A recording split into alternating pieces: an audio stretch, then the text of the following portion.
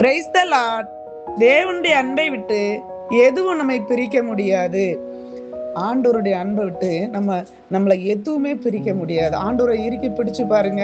இன்னைக்கு ஒரு சூழ்நிலையில உங்களை யாராவது உங்ககிட்ட அன்பா இருந்துட்டு திருப்பி உங்ககிட்ட இருந்து அவங்க உங்களை பிரிக்க பார்ப்பாங்க. மூணாவது ஆள் ஏதாவது ஒரு காரியத்துலனா சூழ்நிலையில பிரிக்க பார்ப்பாங்க.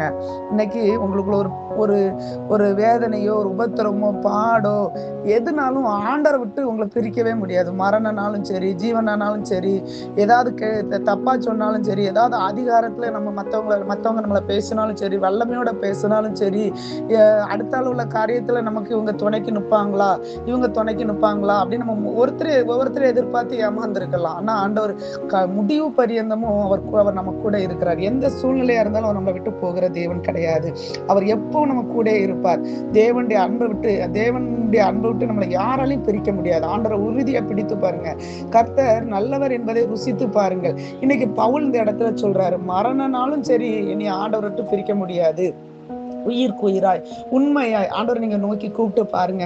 உங்களை விட்டு ஆண்டவரை வெளியே கொண்டே வர முடியாது. அவ்வளவு அளவுல ஆண்டவர் உங்களை ஆழமாய் அவர் முடிவு பரியந்தம் அவர் உங்களை நடத்துவார். அவர் உங்களை பாதுகாத்துக் கொள்வார். அவர் உங்களுடைய தேவைகளை சந்திப்பார். இன்னைக்கு எனக்கு யாரும் இல்லையே, எல்லாரும் விட்டுட்டோமே இன்னைக்கு நீங்க கண்களைங்க நிக்கீங்களா? ஆண்டவரை நோக்கி பாருங்க. யாரா இருந்தாலும் சரி, ஆண்டவர் அறிந்தவங்களா இருக்கலாம், ஆண்டவர் அறியாதவங்களா இருக்கலாம்.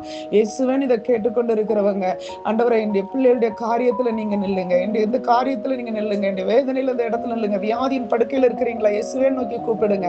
ஆண்டவர் இன்னைக்கு ஒரு அற்புதம் செய்வார். ஆண்டவரே இந்த கண்களை மூடி செபிக்கலாமா? ஆண்டவரே இந்த வெளியில இசப்பா உங்க அன்பை ஒவ்வொருத்தரும் ருசி பார்க்கணும். ஆண்டவரை கர்த்தர் நல்லவர் என்பதை ருசித்து பாருங்கள். ஆண்டவர் உங்க அன்பை ஒவ்வொருவரும் ருசி பார்க்கணும். ஆண்டவரை நீங்க கூட இருக்கிறத பார்க்கணும்.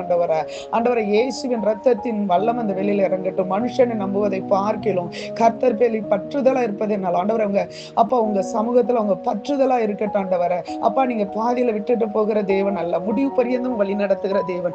ஒவ்வொருவர் மேல உங்க வல்லமை இறங்கட்டும். ஆண்டவரே இந்த அன்பை ஏசப்பா நிரப்புங்க. அந்த அன்பின் பாவத்தை ஊற்றுங்க. ஆண்டவரே நீங்க கொடுக்கிற அந்த அன்பு உங்க உலகத்துக்கு மற்றவர்களுக்கு கொடுக்கணும். ஆண்டவரை இயேசுவின் ரத்தம் அந்த வேலையில இறங்கட்டும். மற்றவர்களுக்கு வெளிச்சம் வீசக்கூடியவர்களாய், ஆண்டவரை மற்றவர்களுக்கு வாசனை கொடுக்கிறவர்களாய், நறுமணம் கொடுக்கிறவர்களாய், உயிர்ப்பிக்கிறவர்களாய் ஆண்டவரை அவர்களை நிரப்புங்க. தேவ அன்பால, தேவ அக்கினினால, தேவ அபிஷேகத்தினால் இதை கேட்டுக்கொண்டு இருக்கிற ஒவ்வொருவர் மேலே உங்க தேவ வல்லமை இறங்கட்டும். ஆளுகை செய்யட்டும். ஆண்டவரை முடிவு பரியந்தமும் உங்க பரிசுத்த ரத்தம் அவர்கள் ஆளுகை செய்யட்டும்.